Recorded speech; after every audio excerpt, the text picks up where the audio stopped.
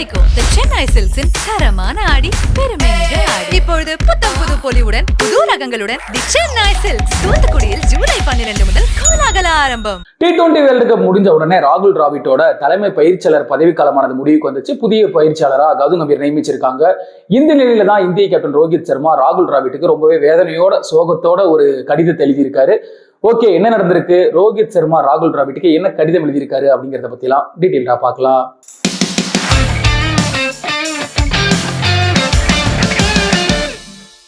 பல ஆண்டுகள் இந்தியாவோட கனவா என்ன இருந்துச்சு அப்படின்னா ஐசிசி டிராஃபியை எப்படியாவது வின் பண்ணணும் அப்படிங்கிறது தான். மகேந்திர சிங் தோனிக்கு அப்புறம் ஐசிசி டிராஃபி வின் பண்ணவே இந்திய அணி பயங்கரமா தடுமாறிக்கிட்டு இருந்தாங்க. அந்த ஒரு வேலையில தான் ராகுல் டிராவிட்டும் ரோஹித் சர்மா ஒன்றிணைஞ்சாங்க அப்படின்னு சொல்லலாம். இந்தியாவோட வெற்றிகள் எல்லாமே பிரம்மாண்டமா இருந்துச்சு. எல்லாமே ஒன் சைடு அடிச்சுக்கிட்டு இருந்தாங்க. எங்க போனாலும் ஒயிட் வாஷ் மட்டும்தான். சோ ஐசிசி டிராஃபில எப்படி இருக்க போது இவங்களோட கூட்டணி அப்படின்ற எதிர்பார்ப்பு இருந்துச்சு. பிரமாதமாவே இருந்துச்சு. டெஸ்ட் ஃபார்மேட் கிரிக்கெட்ல வேர்ல்ட் டெஸ்ட் சாம்பியன்ஷிப் இறுதிப் போட்டியில இந்தியா பங்கேற்றாங்க. பட் ஆஸ்திரேலியா கிட்ட தோல்வி அடைஞ்சாங்க. மிகப்பெரிய ஏமாற்றமா இருந்துச்சு. ஏன்னா ரொம்ப பக்கத்துல போயாச்சு, கண்டிப்பா டிராஃபி நமக்கு தான் அப்படின்ற மாதிரி இருந்தது. பட் ஆஸ்திரேலியா வேற லெவல் செஞ்சுட்டாங்க. அதற்கு பிறகு ஒரு நாள் உலகக்கோப்பை தொடர் எங்க அப்படின்னா இந்தியாவில் நடக்குது. இந்திய அணியோட பர்ஃபார்மன்ஸ் பார்க்கணுமே, வேற லெவல்ல இருந்துச்சு. லீக் ஸ்டேஜா இருக்கட்டும், நாக் அவுட் ஸ்டேஜா இருக்கட்டும், இந்தியா எல்லா போட்டிகளையும் வின் பண்ணி இறுதி போட்டிக்கு முன்னேறி இருந்தாங்க. ஆஸ்திரேலியா கூட திரும்பவும் இறுதி போட்டி. இந்த முறை பேட் கமின்ஸுக்கு சரியான பதிலடியா ரோஹித் சர்மா இந்திய மண்ணில கொடுப்பாரு அப்படின்னு எதிர்பார்க்கப்பட்டது. பட் அகமதாபாத் மைதானத்தை அமைதியாக்கிட்டு போயிட்டாரு பேட் கமின்ஸ். மீண்டும் இந்திய அணிக்கு ஒரு தோல்வி, அதுவும் இந்திய மண்ணிலேயே மிகப்பெரிய ஏமாற்றமா இருந்துச்சு. ஆல்ரெடி ஐசிசி டிராஃபியே கிடைக்கல அப்படின்னு ஏங்கிக்கிட்டு இருந்தவங்களுக்கு இந்தியாவில இறுதி போட்டியில ஒரு தோல்வி, அதை யாராலும் ஏத்துக்கவே முடியல. இந்த நிலையில தான் T20 உலகக்கோப்பை தொடரானது வெஸ்ட் இண்டீஸ் மற்றும் அமெரிக்கா நாடுகளில் தொடங்குச்சு. மிகப்பெரிய எதிர்பார்ப்பு இருந்தது இந்தியா மேல. ஆனாலும் கூட ஸ்குவாட் செலெக்ஷன்லயே மிகப்பெரிய கேள்விகள் வந்துகிட்டு இருந்தது. எதுக்காக நீங்க 4 ஸ்பின்னர்ஸை கொண்டு போறீங்க? வேகப்பந்து வீச்சு ரொம்ப மோசமா இருக்கு. பும்ரா மட்டும் தான் நல்ல பெர்ஃபார்மரா இருக்காரு. அதே மாதிரி பேட்டிங்லயுமே நீங்க ரிங்கு சிங்குவை மெயின் ஸ்குவாட்ல கொண்டு வந்திருக்கணும் அப்படின்ற மாதிரி ஏகப்பட்ட விமர்சனங்கள் இருந்துச்சு.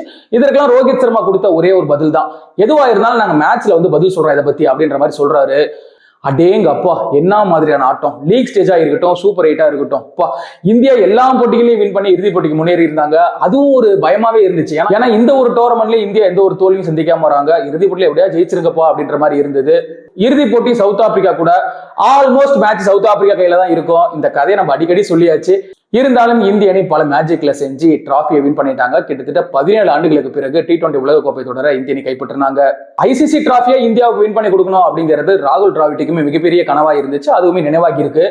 இந்திய கேப்டன் ரோஹித் சர்மாவும் பிரஸ் மீட்லயே சொல்லியிருந்தாரு, இந்த டிராஃபியை வின் பண்றதுக்கு எங்களை விடவும் ராகுல் டிராவிட் தான் தகுதியானவர் அப்படின்றத சொல்லியிருந்தாரு. இந்த நிலையில தான் T20 வேர்ல்டு கப் முடிஞ்ச உடனே இந்திய அணியில விராட் கோலி, ரோஹித் சர்மா, ஜடேஜா எல்லாருமே ஓய்வு அறிவிச்சாங்க T20 ஃபார்மேட் கிரிக்கெட்ல. அதோட ராகுல் டிராவிட்டோட பதவி காலமானது முடிவுக்கு வந்துச்சு. BCCI இப்ப என்ன பண்ணிருக்காங்க அப்படின்னா இந்திய அணியோட புதிய தலைமை பயிற்சியாளரா கௌதம் கம்பீர் நியமிச்சிருக்காங்க. இந்த நிலையில தான் இந்திய கேப்டன் ரோஹித் சர்மா ராகுல் டிராவிட்டுக்கு உருக்கமான ஒரு கடிதத்தை எழுதியிருக்காரு. அதுல என்ன சொல்லியிருக்காரு அப்படின்னா, என் இனிய ராகுல் சகோதரருக்கு என்னோட உணர்ச்சிகளை சரியான வார்த்தைகளை பயன்படுத்தி வெளிக்கொண்டு வர முயற்சி செய்யறேன். ஆனா அது முடியுமா அப்படிங்கிறது எனக்கு தெரியல. ஏதோ இந்த பதிவுல நான் முயற்சி செய்யறேன். என்னோட சின்ன வயசுல இருந்தே பல கோடி மக்களை போல நானுமே உங்களை பார்த்து தான் வளர்ந்தேன். அது மட்டும் இல்ல, உங்களோட இணைஞ்சு பணியாற்ற எனக்கு வாய்ப்பு கிடைச்சது. அது என்னோட அதிர்ஷ்டம் தான் நான் நினைக்கிறேன். இந்திய அணிக்காக விளையாண்டு நீங்க சிறந்த நட்சத்திரமா இருந்தீங்க. நீங்க பேட்ஸ்மேனா என்ன சாதனைகளை செஞ்சீங்களோ அதை எல்லாமே வாசல் கதவுலயே விட்டுட்டு சாதாரண ஒரு பயிற்சியாளர் தான் எங்களோட கைகோத்தீங்க. நீங்க எங்களோட தரத்திற்கு வந்து எங்களை பாத்துக்கிட்டீங்க. உங்களோட குணத்தை பத்தி சொல்றதுக்கு இதுவே போதும்னு நினைக்கிறேன். இந்த T20 வேர்ல்டு கப் ஆனது உங்களுக்கு நாங்க கொடுத்த பரிசு. நீங்க கிரிக்கெட் மேல எவ்வளவு காதல் வச்சிருக்கீங்க அப்படிங்கிறது எனக்கு தெரியும். உங்ககிட்ட நான் நிறைய விஷயங்களை கத்திருக்கேன். உங்களோட சேர்ந்து பணியாற்றின விஷயங்களை நான் எதையுமே மறக்க மாட்டேன். உங்களை தான் என்னோட கிரிக்கெட் மனைவி அப்படின்னு சொல்லி என்னோட மனைவி அடிக்கடி சொல்லுவாங்க. அப்படி அழைக்கிறதுக்கு நானுமே அதிர்ஷ்டம் செஞ்சிருக்கேன். வேர்ல்டு கப் அப்படிங்கிறது மட்டும்தான் உங்களோட வாழ்க்கையில இல்லாம இருந்துச்சு. அதுவும் இப்ப நம்மளோட கூட்டு முயற்சியினால கிடைச்சிருக்கு. உங்களை என் நம்பிக்கைக்குரியவர், என்னோட பயிற்சியாளர், என்னோட நண்பர் அப்படின்னு சொல்றதுக்குலாம் நான் பெருமைப்படுறேன் அப்படின்னு சொல்லி இந்திய கேப்டன் ரோஹித் சர்மா சிறப்பா பேசியிருக்காரு. சரி, ஓகே, நீங்களும் மறக்காம கமெண்ட் செக்ஷன்ல பதிவு பண்ணுங்க. ரோஹித் சர்மா அண்ட் ராகுல் டிராவிட் இவங்களோட பார்ட்னர்ஷிப்ல இந்திய அணி எப்படி இருந்துச்சு அப்படின்ற உங்களோட கருத்துக்களை. நம்ம சென்னை சில்க்ஸின் பெருமை மிக ஆடி சேல், தரமான ஆடி பெருமை மிக ஆடி.